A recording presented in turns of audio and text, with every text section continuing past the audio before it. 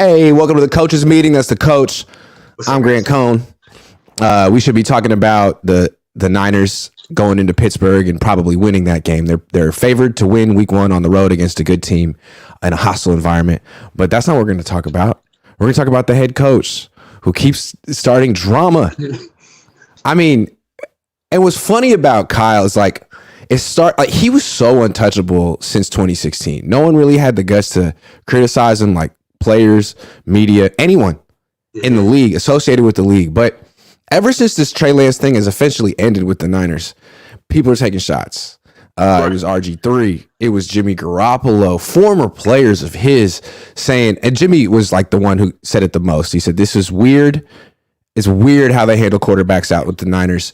The guy interviewing him said, yeah, I'd call it messy. And then Jimmy laughed and said, that's a nice way to put it. So Matt Maiocco, senior man on the beat, like the most fair beat writer of all time. Like he's been covering this team.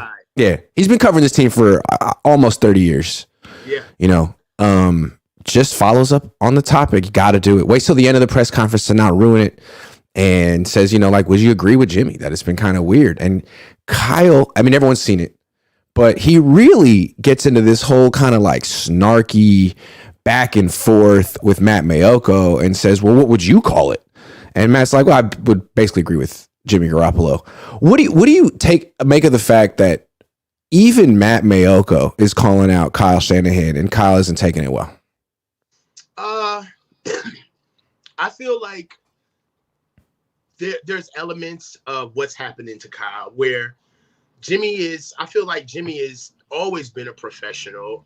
Even while Jimmy is gone, Grant, I believe that his professionalism being out of the building is really showing itself. Like we really took Jimmy's professionalism for granted. I'm here to say people like he's a great leader. Yeah, someone needs to lead this team. Yeah. But I feel like at some point you got to be able to read the room, and on a couple of fronts, right?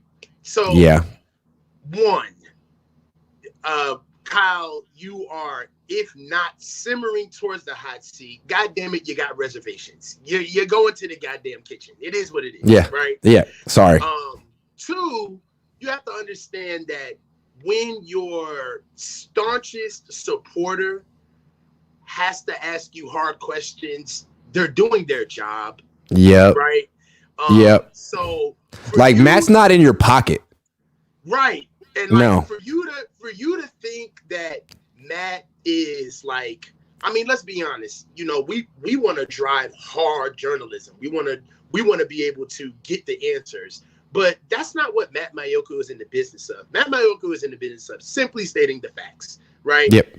And for him to ask those questions to Kyle, and for Kyle to not only take him to task, but he got saved by Matt's class, because the last thing you do is give somebody else the gun in a gunfight. Kyle could have been, if Matt... And he did that when he said, how would you describe my quarterback situation? If Matt kept the same energy that Kyle was on, Matt would have said, oh, well, I'm glad you asked. I think you've completely blundered this shit. You should be on the hot seat. You're sitting here talking to me as if you know what's going on and you have no idea. And you're a 7th round pick broken arm away from being the laughing stock of the entire NFL, while your quarterback who you jousted is in seemingly a much better situation. So that's what I would say if you want to ask me.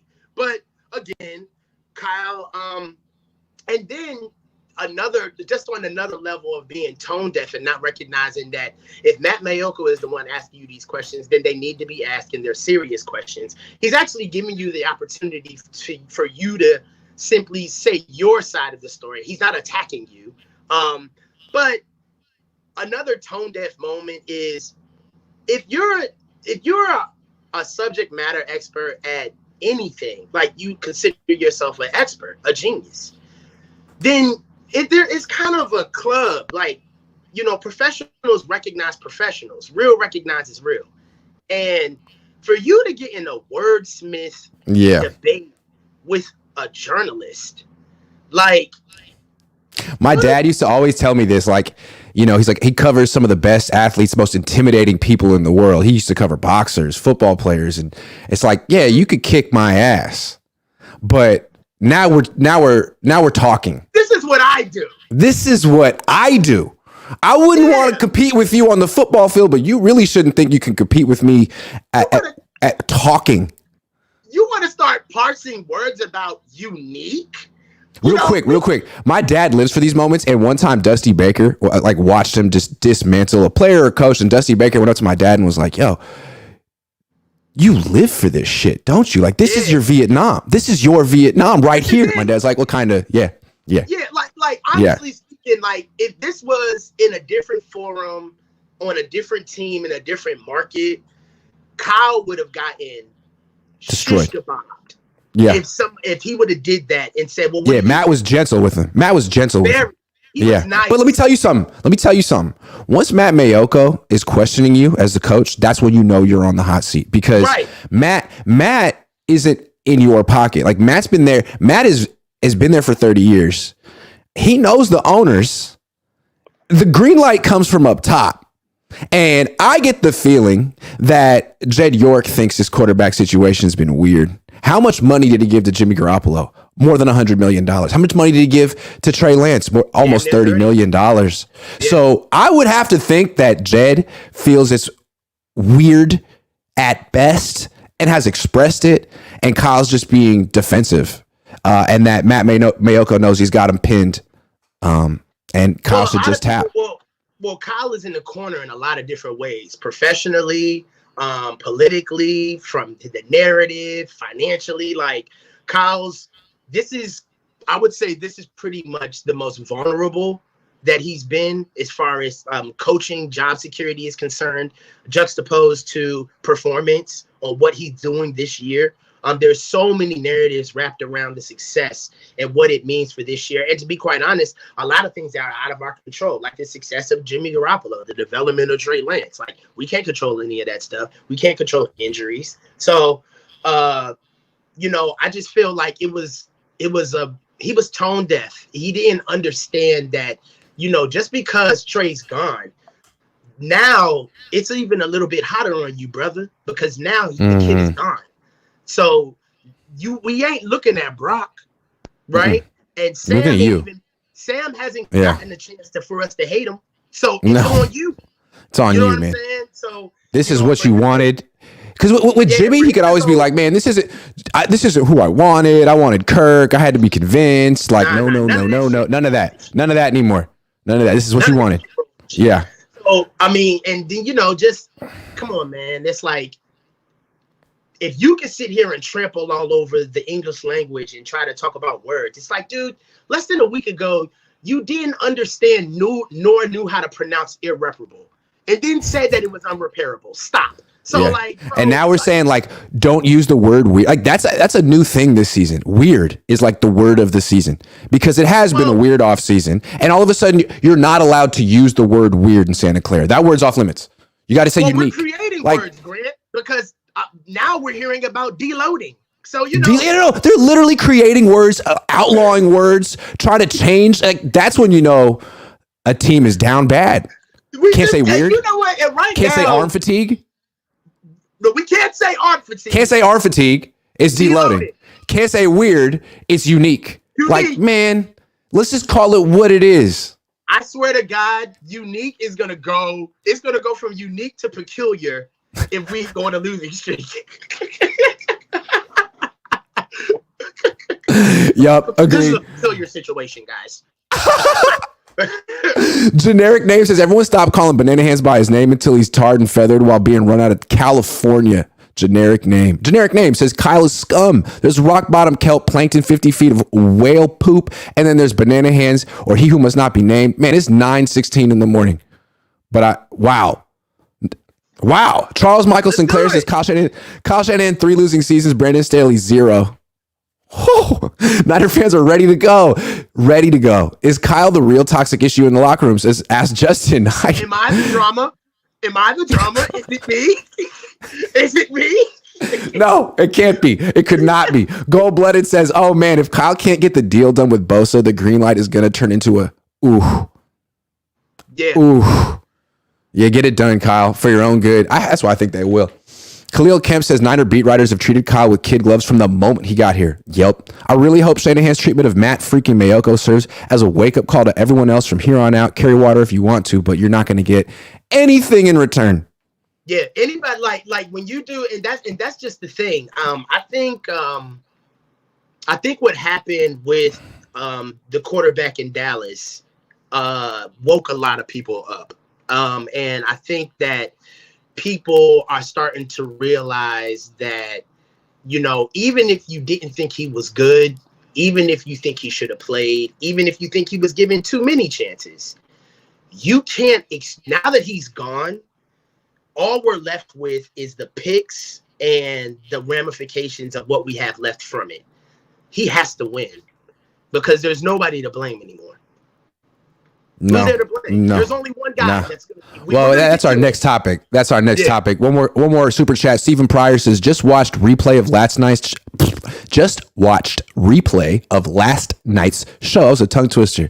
Deloading is a thing. I used to be a competitive power lifter, and any good training program will have deload weeks built in. I believe Kyle and John about it.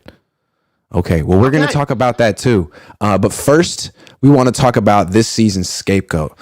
2 years ago, it was Jaquaski Tart. Last year, it was Tyler Croft. There's always someone sort of positioned, maybe not by week one, but there's always someone who has to take the fall. Jimmy Garoppolo did it many times. He was usually the main scapegoat. And it was obvious going into the season that if things didn't work out, it was probably going to be his fault. Right. This year, he's gone. I think it's less clear who is in line to take the fall if things don't go according to plan. Who do you think is going to be? Coach Wilks. Explain. Well, let's just talk about the facts. He struck out twice with recommendations that he's brought inside of here. Isaiah Oliver, it's TBD, yet to be seen, but whatever. And Tony Gonzalez is on IR. So that's two right there. You're looking at a defense that I feel like the fans are, and I am a fan as well. I hate saying the fans like that. Like I'm not a fan. I am a fan as well. But I think that we as fans are not ready to see our defense not be number one. I think that there's a lot of movement inside of our defense with Jimmy Ward being gone, with Huff being down, with losing a lot of interior and D-line depth, with losing Aziz.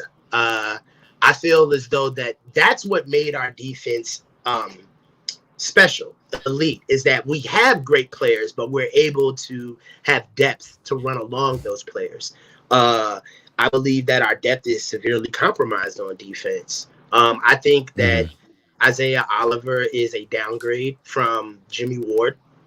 And what's scary about that is, or concerning, what's concerning about that is that you knew that you were going to lose something in the run game, but he was supposed to be an upgrade in the pass game and actually defending. And that's where we almost kind of knew that he was going to leave more to be desired in the run game. But for him to be struggling to keep up with guys, giving up on receivers, and just letting people score at some point, being a liability in the open field at times, just to make a simple tackle, things that really were layups for Jimmy Ward.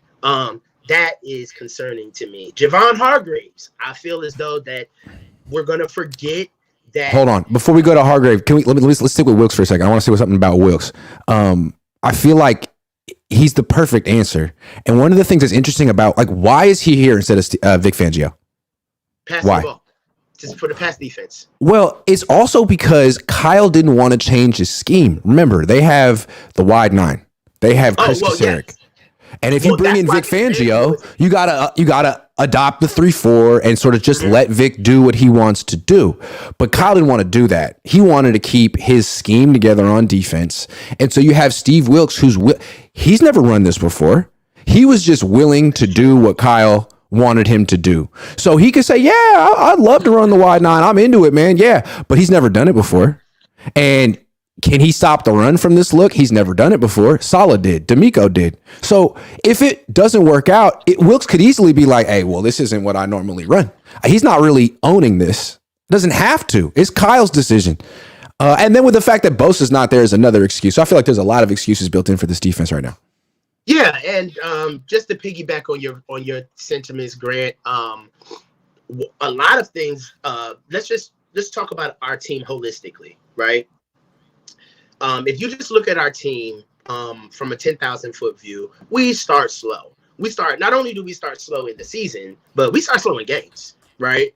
And one of the advantages that we've always had is being able to have a really good defense that gives us the ball back when we go 3 and out. If you kind of watch the way our games track, 4 to 5 drives, we kind of know if we're going to start really fast and move down the field, or there's going to be about 4 to 5 drives where our defense is constantly giving us the ball back in the beginning of the game to get us going. It's so energized. It's setting the tone for the team. It's flying around the field. Yeah, the Niners defense. Yeah. And conversely, with it being energized, again, DeMeco Ryans and Robert Saleh were emotional leaders.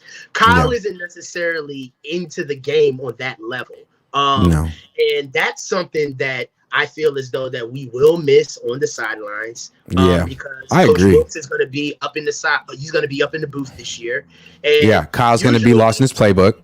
Yeah, he's going to have his Denny's menu out. You know what I'm saying? All in, looking through and looking for the Rudy Tooty fresh and fruity. Yo, one time, one of my best friends, when we were 14, we went on a ski trip and we went to IHOP and he was really grilling the waitress. He was like, do you have any deals? And she was like, it's IHOP. He's like, all right. Let me get the Rudy Tooty fresh and fruity, but with no fruit. I was like, man, you can't do that. How you get the Tooty but no fruity? How do you do that? And we're 35 now. I'll be like, remember that time we went to IHOP 21 years ago and you really tried to get the Rudy Tooty fresh and fruity with no fruit, man? Fuck you. Yes. That's like what kind of a psycho does that? Anyway, sorry about that. Yeah. I'll never forget that. But dude, I feel like, I understand that the guys are self-motivated. We have a lot of veterans on our team. So I'm not worried about the team being picked up from that standpoint. But we are used to having that defensive coordinator down there rallying the crowd, rallying the team, celebrating. Yeah. And the thing about it is that what's dope about coaches being on the same level as the players is that you bridge the gap of energy where there's confirmation of what they did is good. So there's going to be times where there's a lot of times where we see Saleh and we see DeMeco Ryans. And this is what I love about motivating coaches is that that they true to their shit when they know how to motivate when there's really nothing to be motivating about. They come through in the dark times. They come through in those lulls where we just scored and everybody's kind of confident and sitting back and watered up. And you need that guy to refocus everybody and tell them to get off their fucking ass. Let's go. So we're gonna miss that. And I feel like and also Javon Hargraves. I mean, we gotta give Javon Hargraves money, in my opinion. The money that we paid him really starts paying dividends on third down. My issue is getting to third down with him. What is he going to be on first and second down, stopping the run? Agree. So, that face you just made was it. Like pretty much, man. This run defense leaves a lot to be desired, and you don't have a coordinator who's ever proven he can stop the run from this alignment. This is new to him. And I'm telling you, it's not easy to stop the running the wide 9. It's not easy, dude. Like you got 4 guys in the line and they're hella far apart. There's like a super highway between them. It's not easy. And also, what's concerning is what you see about it now. You don't want to talk about it now because it's premature. Because what you have to say is just not good, right? Yeah. And I think that these couple of weeks away from us, I really hope that Kyle is having like 2-hour practices and really whooping their ass. Because we look soft. We don't look ready. What's crazy is that like the Niners get the reputation for having tough practices and stuff, but you showed me there was like a TikTok or a video that came out all about Andy Reid's preseasons and how difficult they are. They remind me a lot of Jim Harbaugh's preseasons, 2.5 hour practice, like up whatever the limit is, you go there. Mm-hmm. Niners have 90-minute practices in training camp, and every once in a while they'll go for 2 hours. That's it. Like, there's a big difference. Yeah, you got to build that callus. I mean, I know it sounds old and leather helmet type shit, but you really do have to build the callus and understand that nobody gets through a season uninjured. Everybody's going to be hurt, right? So you might as well just deal with the team who doesn't give a fuck about being hurt the most. And that's the team that's been doing it since week 1, right? You can't ease into a football season. It doesn't work that way. And I just to move on quickly, I see a lot of that stuff like veteran days and, getting guys geared up. We got to warm George Kittle up. Like, what are we warming him up for? He's already injured. It's like he's injured again. His groin. He injured his groin, came back, injured again. That's scary to me. The George Kittle factor. Dude, you haven't even played football yet. I don't like when I heard the questions about getting George warmed up. The first thing that came to me, I was like, did he even have a camp? What is he getting warmed up for? And I mean, tight end you sounded strenuous. Tight end you sounded tough. Maybe that was it. Maybe he's working too hard at tight end you. You know what I'm saying? Running all over the place during tight end you. I'm like, how the hell did you get to the actual job and all of a sudden you turn into an ice wagon? Like, I don't get it. I don't get it. But yo, let's take a little brief interlude and talk about BetUS. Now that we're talking about Kyle Shanahan, let's go to BetUS, which is obviously the number one sports book online. And let's say you want to bet on who the coach of the year is going to be for 2023. Let's say you think it's going to be Kyle Shanahan. Here he is. You get plus 2,500. That seems like good action if you believe in Kyle Shanahan. Now, he's right next to Bill Belichick. Maybe they feel like, Kyle's one of these coaches everyone thinks is good. He'll never get his credit. But he was like in the running last year. It was between him and I want to say Brian Daboll, and he just lost.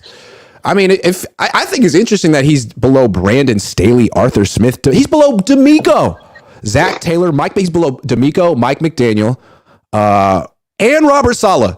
All three of his former underlings have better odds to be coach of the year than Kyle. If you feel like that's wrong, you need to go to BetUS and bet on this right now. If you use the link in my description, they will match 125% of your wager. So you put down $10, they put down $12.50. I don't know. What do you think, Coach? You feel like those are fair odds for Kyle Shanahan, coach of the year? Any Kyle Shanahan defenders need to rectify this blunder. They need to go in there and put their money where their mouth is. Yeah. And get this thing going. And show us that you did it. Show us that you went to BetUS and made a wager, and you thought that Kyle Shanahan's going to be coach of the year, and then we'll see what happens at the end of the season. Because I feel like not many Niner fans are feeling like he's got it this year. This kind of feels like the end, not the I don't feel like, what I feel like? I feel like the games have just begun. It's like going to go work out. You ain't really working out until you get to that first failed set. Then you work. Yep, so that's true. I like that. I like that. How, we done beat around the bush. We done courted them. It's like, all right, now plausible deniability is gone. You have your guy. The stakes are where they need to be. Like, honestly, one would say that this is a season that's set up for a genius. Like, right now, we can look at all of the bad hypothetical things that can happen with Kyle. But if you're every bit as confident as Kyle, if Kyle is who he says he is, he's got to be loving this, because he's got to be in a position where he's like, I'm about to prove so many people wrong. Like, I am about to be the king of the hill when I pull this off, because they're going to make history if they pull this off. Like, and I think that's what we need to start kind of like, let's let it all hang out there. Like, what are we hiding for? It's like, hey, Kyle, are you ready to make history? Yeah. Let's go. You're supposed to win a Super Bowl with a 23-year-old quarterback this year who's the real deal. This is it. Let's go. You could definitely win the Super Bowl, and if you do, it'll be one of the greatest accomplishments ever. You'll go down as one of the greats. Like, this is it. This is your moment, baby. Like, what you got? Dude, if Kyle gets this Super Bowl, his dad is going in the Hall of Fame. This yeah, like, that's true. You got to understand what this pretty really much is about, right? Yeah, like, that was well put. If Kyle pulls this off, this validates not only their whole thing. This validates the entire legacy. Mike has to go to the Super Bowl. I mean, has to go to the Hall of Fame. Kyle is a shoo-in for the Hall of Fame. He's going to get a 35-year deal. John Lynch is going to ride off into the sunset, riding a set of headphones to the broadcaster booth. Alex Gibbs, like, you can roll the credits and play the music. Like, I don't want to wait. To be over, want to know right now. Is that Dawson's Creek? Yeah. Kyle pauses in the montage. Kyle went on to be the greatest coach of all time, better than Bill Belichick. No one believed in him. Yes. Nick Bosa gets paid. Yo, let me just throw this out one more time. So, hey, if the coach just inspired you, that you think that Kyle Shanahan's going to pull off the historical crazy feat and put his entire family into the Hall of Fame, go to BetUS, use the link in the description, and show Kyle some love, show BetUS some love. They will match your wager 125%. That is how you do a sponsor. I love BetUS. Shout out to them. Hallmark moment. Let's go. I don't want to wait. That was so funny, man. Papa Phil, how is Bosa better than Fred? Fred for MVP. Fred seems actually like a team player. I got to give him that. Like, he cares. He's there. He's a captain. Such a difference between Bosa, who's like, I'm a commodity. I'm a product. Do you want this? Or should I go to some other team? Bosa's like a scout sniper. Like, I travel alone. Yeah, pretty much. He's Han Solo. Yeah. Ethan M says York should have fired Kyle after losing the Super Bowl. He shouldn't have given him an extension. Kyle be ordering the moons over my shanty. Chefs. Charles Michael Sinclair says, guess we'll find out what happens when Kyle isn't propped up by the defense. Watching Haberman and Middlecoff, you'd think Kyle solved world hunger. Dang. Gold Rush 561 says, we've been lied to all this time. Kyle's a DC, not an OC. Kyle knows more than Fangio, apparently. We got Wilkes, so we can get comp picks once Wilkes gets another head coach opportunity. Solo Ryans. We're just assuming Wilkes is going to be a head coach again. We'll see. I don't know. Mm-hmm. We'll see about that. Official BNA Music 88 Brooks says, Rudy Tooty, fresh and unhinged behavior. Timothy Glander says, what are the benefits of running the wide nine? Well, you set the edge well, and you have 4 down instead of 5, so you can do a little bit more. I don't know. You have more people in coverage. Yeah, it's a very vanilla defense. One of the things about it is that it's very hard to get outside of the defense. What you do is you play with really fast linebackers inside of the wide nine. So the offensive linemen, their trajectory is off trying to make blocks on such wide alignment. So it creates natural gaps for the defenders to shoot. So usually in like a regular underfront, like a shade 5-9 underfront, you would have really close splits on your defensive linemen with the offensive linemen. So it's really easy for offensive linemen rather to make their blocks, right? But in the wide nine, you're automatically getting offensive linemen off their points to reach, and they have to create natural gaps, and they have to be rather athletic to make those plays. So, and what it also does is that in the run game, it creates natural gaps, and in the passing game, it also puts the defenders in perfect position to go and get the quarterback. So, it's advantageous. It's an eclectic defense where, again, it really does kind of match what we do because it's more of a package defense where you don't have one guy that's just out there because they can't run it consistently. It takes a lot of labor to run. So, it's good for what it can do, but it does have its disadvantages just like anything else. Until the Niners started running it with success, it was always kind of looked at as a gimmick front, like something that was better against the pass than the run. and the Niners were trying to supercharge their pass rush. And the fact that they've been able to had the number one run defense with the wide nines, very impressive. But that was the different coordinator, so we'll see. Nathan Flores, if Kyle came with like damn near like 7 foot tall D tackles. You know what I'm saying? Yep. Like they cover a lot of ground. Like so. True. Nathan Flores, if Kyle can't win a Super Bowl with this roster, he'll be forever known as a poor man's Andy Reid when he was with the Eagles, couldn't win the chip.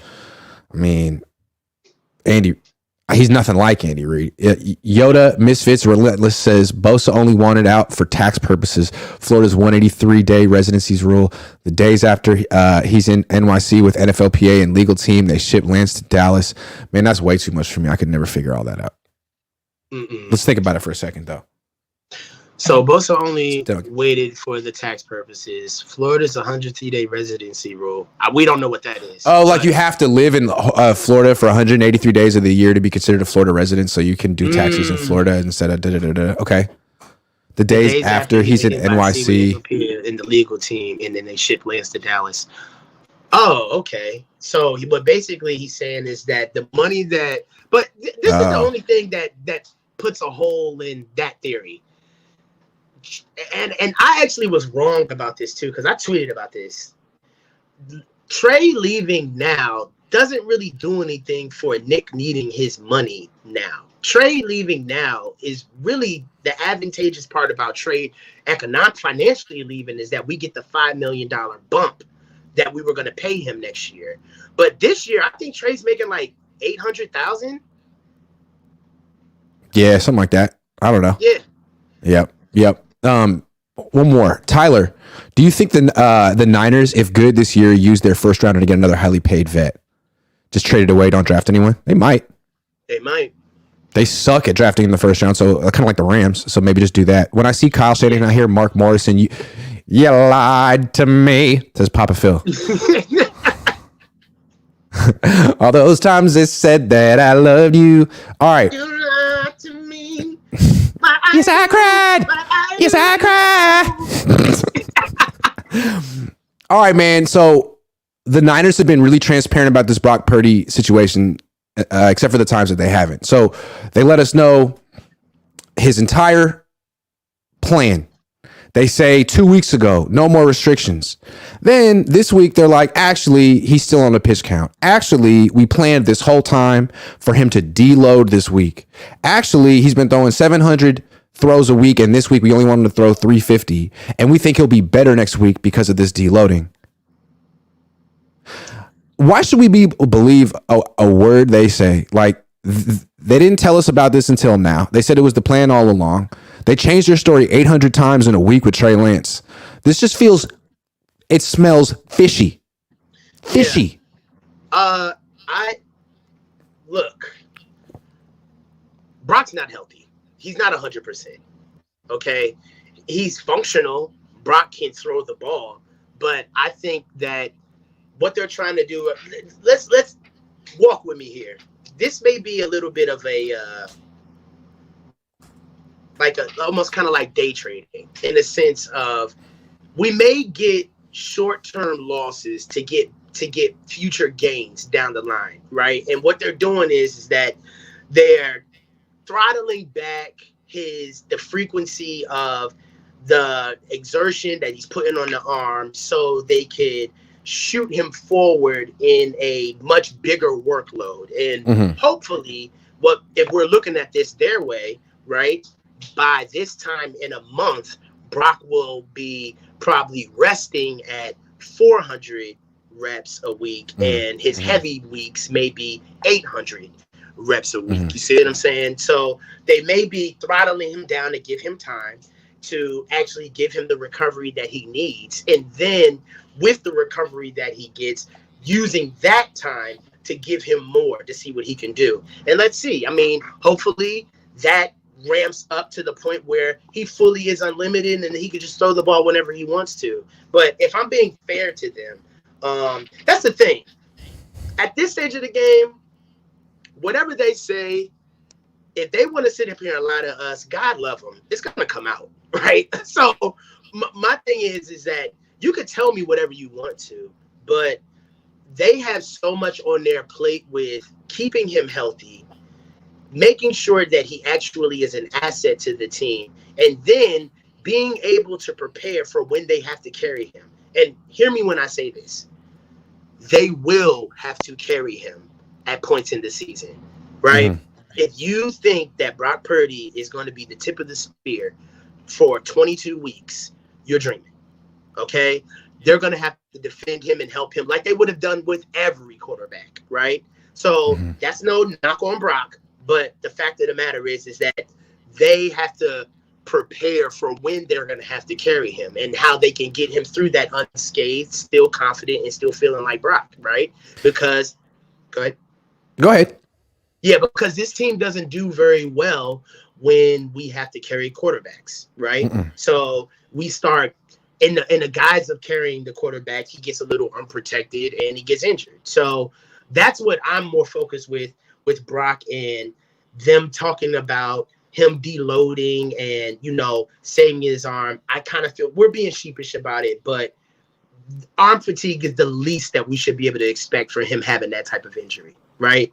So, I wish him the best, man, because when they I will tell you, it does sound weird the way they roll things out, but when you don't deal in an honest posture, you always sound like you're lying. It's just the truth. It is what it is. So that's my feeling. I mean, here's why I would be concerned if I were a Niner fan. They didn't mention this beforehand. They kind of sprung it on. They kind of sprung it on you without warning. And then they tried to explain it away after the fact like this was always the plan. Man, you should have told that. You said there were no more restrictions. Now there's a restriction. He's back on the pitch count. Like you said that was over with. This is after he played and he was like shaking his arm during the game. We all saw it on TV. Yeah. And now it's like he barely played. He played 3 drives in the preseason. He didn't play a full training camp. He had some days off. He was on a pitch count. And the idea was that he was going to get stronger as he went along. But it seemed like it was exhausting for him. He was a little maybe like out over his skis, and he needed not a full week off, but a half week off. And this is after a month and like not even a full game, 3 drives. So you'll get a bye week in a few weeks, but other than that, you pretty much, it's over, man. Like the deloading, there's no more deloading. This is the one chance you get to deload. And if this is something he needs every 4 or 5 weeks, like what is this season going to look like? Is he going to need weeks off? Are they going to need Darnold? I don't understand. Like, what is going on? All right. Yeah. You're making sense. Yes. Yeah. I agree. It's concerning. Yeah. It is concerning. I tried to give half glass full, but what the fuck? Yes. I appreciate you doing that. Yeah. It is concerning because you're right. We are going to have to understand what life is going to be like moving through this, right? What are we going to game plan for and not game? It's like, if we thought that Kyle was holding stuff away from Jimmy, Jesus Christ, imagine what he's going to do for Brock when it's not the fact that Brock is not going to be able to see certain throws or understand how to hit them. He just won't be able to get the ball there. That's a whole different ball game. So for me, I hope that my scenario that was aforementioned is actually the case, because if not, we really could be looking at this for Brock on the pitch count. Brock may practice, once a week or twice a week, right? Or even on the days that he's not practicing, he's not throwing at all. That may be the new normal, where that's what we're dealing with week to week, where the questions on the big game aren't how are we going to attack this offense? What is our defense going to do? But is Brock up to it this week? How does Brock feel? Right? I got a crazy conspiracy theory. I feel like the Niners are pushing Brock really hard, and it's unrealistic, and they're starting to see like, yeah, we'll have him week 1, and we got to have him out there, but like, man, is he really going to make it through the full season? Like, I think Kyle Shanahan is expecting Sam Darnold to start soon, and I think that Kyle Shanahan, like, he doesn't want Brock to fail, but at the same time, like, he's also looking forward to Sam Darnold's opportunity. And I think he feels that the offense probably can be even better with Sam. Like, from Kyle's perspective, I think he would probably say in a private moment, or maybe not so private, man, if you see what I can do with Brock, wait till you see what I can do with Sam, which kind of sounds like an insane thing to think and say, but I just feel like that's how he feels. So, Brock, they're putting you in a tough spot. They're almost expecting you to not be able to do this. I mean, and they're waiting for Sam Darnold's opportunity is the way I see it. Because if Brock went down or wasn't fully ready or needed a week off, fans would have wanted Trey Lance. He's gone now. And there is a wide open green light to play Sam Darnold, who they want to play. So I don't know. I mean, all right.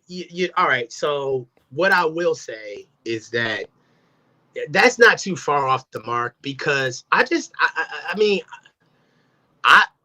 Sam hasn't done anything to garner the type of favor that he has with Kyle. I do not get that shit.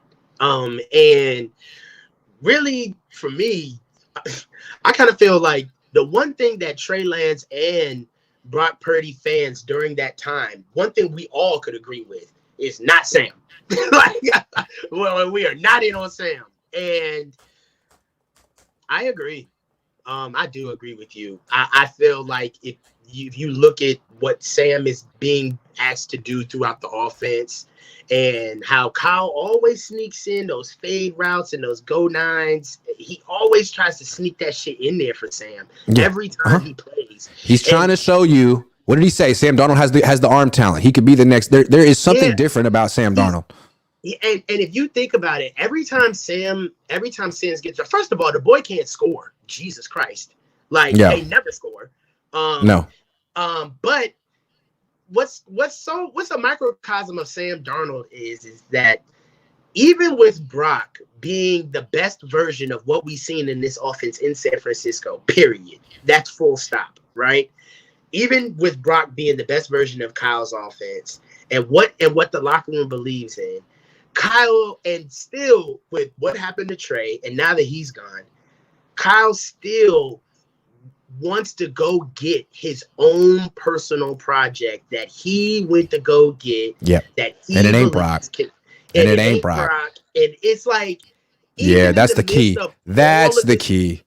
Yeah. Everyone knows Brock wasn't his pick. Trey was his pick. It was the scouting department. Sam is his guy. If Sam has one fan in the entire world, it's Kyle Shanahan. It's Kyle. And really, if you look at how Sam plays in the preseason games, he's getting scripted game plan plays. The touchdown pass he got to Jack Coletto, that was all Kyle. That shit was a mid-season fucking play. That's some shit you'll see on week 4. What the fuck? He was that play was the design of that play was not fit for a preseason game. No. He was really trying to tee up Sam. He doesn't. Yeah, that's why, the guy was wide open.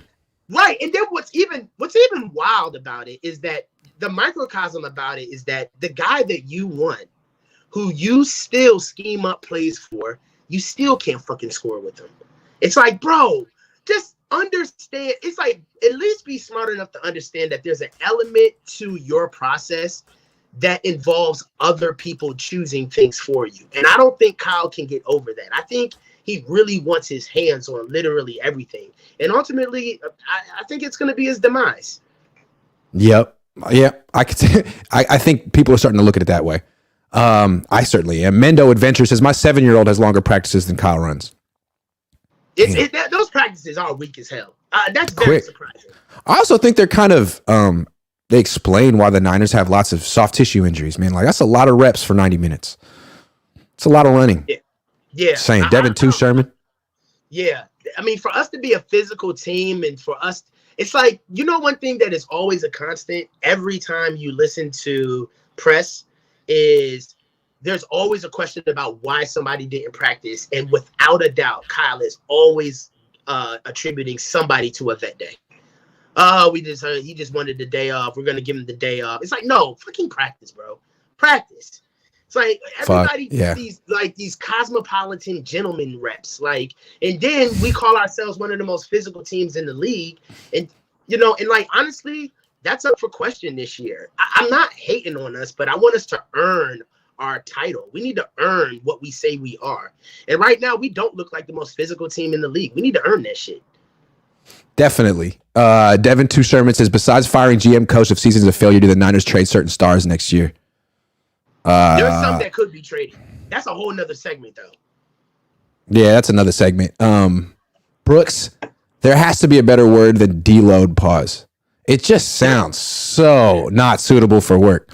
Michael says, do you even think the Niners and Nick are even close to a deal? John said on KMBR this morning that dialogue remains healthy. Does Nick want to stay or be dealt after this season? Franchise tag. That'll be our last topic. We'll get there, Michael. Shreddy Murphy, who's our Super Bowl quarterback when we run out? I say Kyle lays down for Matt Ryan. I say, Jed, don't let him pivot off this quarterback room. This is what he wanted. If it doesn't work with this, he's got to go. Yeah, I don't want to hear about Kirk Cousins or Matt Ryan. Matt Ryan's like 40. No. For people who don't understand how much Kyle made his bed, he created a fake quarterback competition and gaslit the number 3 overall pick and made everybody believe that he wasn't good enough to be here. And then at the very moment where he had to admit that he was going to be number 3, he traded him. This is exactly the quarterback room that Kyle Shanahan wanted. Literally from 1 to 3. This is what he wanted. This is it. You gotta live and die with this one. And if you're right, you win a Super Bowl, it'll be part of your legacy. No one saw it but you. You were the smartest person in the room. Yup, just like you wanted. You'll get everything you want. You get everything you ever wanted. You're really shooting the moon here. Anoop says this is Mike and Kyle's secret. They want Darnold even over Brock. It is a sentiment now, but if things happen, it becomes a reality. Well, so be it. I agree. Yeah. Manny PSF says Eric Branch fumbles through a softball for 5 minutes. Whew. Okay. Nick Bosa. So here's the thing. When you ask the Niners about Nick Bosa, Kyle in particular, he'll say things like, I expected this. Like, as if that makes it okay. Fine. So they're not tripping yet. They're not panicking, at least publicly. And as long as he signed, the day before, the day of, and he can get on the field, great.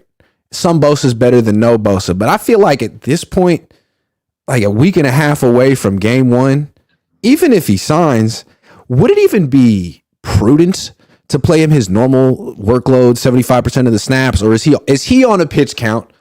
And what would be a fair pitch count? Like if you were a D-line coach, what would you recommend for a guy who's been to like 2 practices, even though I know he's been shredding it up in the gym? Like, don't you want to be careful with a guy who's had a core muscle surgery, 2 ACLs? I don't know. Well, yeah, I mean, number one, even if you want to just make it a football decision, it officially isn't anymore, because if we're talking about him playing, he's the highest paid player in the NFL. So now his health isn't only imperative to us winning, but his health is imperative to like our bottom line, right? He cannot go out there and get hurt in the first fucking game of the season or the first 2-3 games of the season, right? Because we just threw him out there. So a little bit of it is consultation to see how Nick feels, but you do want to give an infrastructure of a cadence. So what I would do is, in the beginning of the game, you definitely want him to get fresh reps. You want him to work on his conditioning. But I would do 2 series a quarter. I would give him 4 series. I would give him 4 series in the first half. And just see how he feels. And where's he going to be in the fourth quarter of a tight game? Yikes! Right, but even after can he play long drive? What if the Steelers put together a 13-play drive? Would you put him out there would you have to take him out during it? Yeah, you're pulling him. He's not staying for 13. Yeah, okay. Because you just don't know what he is, and really, and let's just say he signs today, right? And you have him for about 11 days before camp. I mean, before week 1. That's enough for you to get about 4 to 5 practices out of him to see where his conditioning is and see how he feels. Really, if they would honestly, Grant, and this is honestly, I haven't really been pounding the table on the Nick Bosa situation, because I do see it from his standpoint, from a player standpoint. I do. So that does mean that he's going to have to carry this out to the bitter end, but we're just going to have to see what is going to play out, because if they do get him later, I don't see this as a real problem until he starts missing games. And what that means is, literally, it could be September 9th, and the report can be that we sign Nick, and I will be perfectly fine.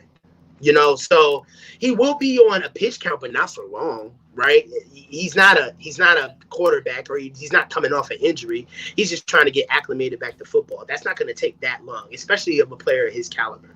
So really, I feel as though that the Niners are not in control. Nick is completely 100% in control and has leverage. And I believe that whatever they say, they just have to make nice because, shit's hot right now for them. So I think bringing him back, even if they brought him back on a pitch count, it wouldn't be long. I would say, like, even if they started a pitch count for him in the first half, I could see Nick during halftime coming up and saying, I feel good. I'm ready to play the whole time. Like, don't take me out. Right? Yeah. It really could be that quick, Grant, honestly. Yeah, and what's funny is, like, Kyle keeps saying he expected this, but John's like, this makes me uncomfortable. It doesn't sound like John expected this. And it feels like, even though it's not, like the big L would be trading Nick Bosa, which they're not going to do, or him missing week 1 entirely. But even if he comes back and plays for week 1, it feels like already suboptimal. He's not going to be on a full workload. He's going to be on a pitch count 2. And given the fact that your kicker is going to be someone named Matthew Wright, your quarterback is making his 9th career start. A little scary. I mean, you're still 2.5 point favorites. Great. But damn, man, you're cutting it close. 2.5 points is a sucker's bet. That's Vegas. That's Vegas knowing that we could possibly lose this game. 2.5 points. Yep. That's weak. Yep. You know what I'm saying? Weak. So yeah. For me, I gotta call it like I see it. I felt much better about our team during this time of the season last year than I do this year. And by all accounts, we're supposed to have a better quarterback. We signed the number 1 franchise. We signed the number 1 free agent in this year's free agency. And we're supposed to be geared up and ready to go with Christian McCaffrey starting this season, not even coming in the middle of the season. So Brandon Ayuk is supposed to be having the career of his year, and Debo is fresh as ever. But for some reason, I think that we're smart enough to understand that the calling card of what we do is we dominate teams. We physically bully teams. And it doesn't feel like we're shored up on the depth front, specifically in our defensive and offensive line. No. Rafael Flores says Brock Purdy is a sober Manziel. Isn't that what people said about Zach Wilson when he came out? They said he was like the Mormon Manziel. Someone's always got to. I mean, like the sober Manziel comes out every few years. I don't know. Yeah. Maybe. I don't know. Stephen Pryor says the regime probably doesn't consider a deload the exact same as a pitch count or ramp up like before. Oh, so we're parsing words again, huh? I love doing this with the 49. Parsing words with people who were football coaches. It's very smart. They're doing a deload with him this week. Worrisome if it continues next week. Very smart. Yeah, exactly. Because that means that he would not have recovered off of the lightened week. So I understand what he's saying. Okay, well, he doesn't get any more deload weeks. This is it. Hopefully, this is all he needs. Papa Phil says Sam and Wilkes versus Trey and Vic. Thanks, Kyle. Sam and Wilkes. And they came together. You have to ask yourself this, Grant. This kind of just came to me. With our defense, right? How have they been affected by this quarterback competition? How have they been affected by going against Brock Purdy? And going against Sam Darnold and Trey Lance? You know, where have they had the consistency of getting everything that they need to get together with facing quarterbacks seemingly with all 3 different skill sets and arm talents? It's one of the things I want us to understand that the quarterback competition that we went through over the summer, it wasn't a detriment just to the quarterbacks. This was a detriment to the team. Right. This hurt us in a lot of ways. And while we were dealing with this bullshit, other teams were having normal days at camp and getting better. You have to understand that that's going to come out in the wash. Yep, agree. Michael says, I'm not a fan of overpaying one player unless you're a Mahomes. Bill Belichick said the other day, you can't sustain success by overpaying players. I fear we overpay Nick, we lose a lot of players. I mean, Coach and I agree with this. Like, you're not allowed to really say it, but we would both trade Nick Bosa. Like, if Nick Bosa wants to be paid like a top 10 quarterback, trade him for a top 10 quarterback. Trade him for a top 10 quarterback. Don't trade him for draft picks because you guys suck. The Niners, you suck at drafting in the first round. Don't do that. Trade him for a top 10 quarterback. But again, this would be something you do months ago. Yeah. You don't trade for a quarterback a week and a half before the season because he doesn't know your system. And for everybody upset about this, if you can stomach trading your number 3 overall guy like a thief of the night while having another number 3 guy who's a retread and making him number 2, if you can do all that, you can definitely move Nick. You can move him. Thomas Delacruz says, I'm tired of Kyle. Damn it, Kyle. I always, like Carmen would say it. Carson says, if Purdy is deloading, Sam Darnold is uploading. Yucks. Yuck. Oh, my God. This season couldn't get any better. Looking forward to the Sam Darnold experience. Got to get down to Santa Clara. Thank you guys very much for watching. Coach, thank you for leading this meeting. I appreciate you, man. Love you, man. Love you too.